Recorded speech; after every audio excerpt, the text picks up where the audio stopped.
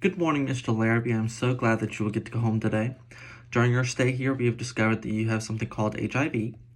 Human immunodeficiency virus, also known as HIV, is something called a retrovirus, which destroys your immune system, or basically the body's defense system.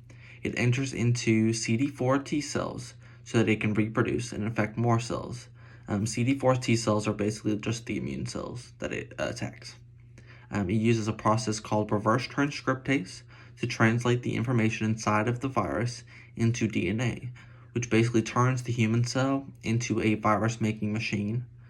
So if this virus isn't stopped using medications, it will destroy your immune system and render your body incapable of fighting off any infections that you come into contact with. So when your body's immune system is this low, we then call this disease state AIDS, or acquired immune deficiency syndrome. I know you're curious as to why you got this condition. Unfortunately, we don't usually know the exact reason, but since your partner has HIV and you said that you use injected drugs, this puts you at a higher risk for getting the virus. So you've been prescribed something called zidovudine to help control the virus. As I mentioned before, the virus reproduces by entering the cells and performing something called reverse transcriptase to make more virus. So the way this medication works is by preventing this process and therefore blocking the ability of the virus to reproduce.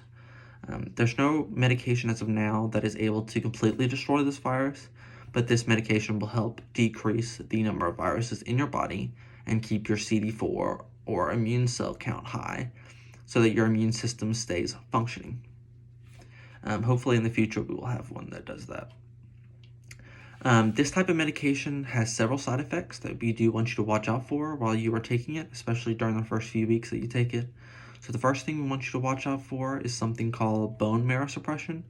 It basically means that with this side effect, you will start feeling really tired just because your red blood cell count is getting low, or you will start getting sick a lot and getting like infections and that kind of thing because your white blood cell count is getting low.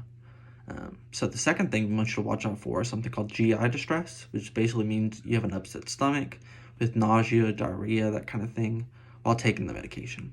If you have any problems with any of these, you can call us and call your doctor so that we can give you something else for you to take. We also need you to make sure that you take this medication every day for the rest of your life. It's very important that it's around the same time every day that you take it, or you'll be at risk for the HIV to become resistant to your medication, which basically means that the virus has time to learn how to fight off the medication, and so it won't know the medication won't be able to work effectively.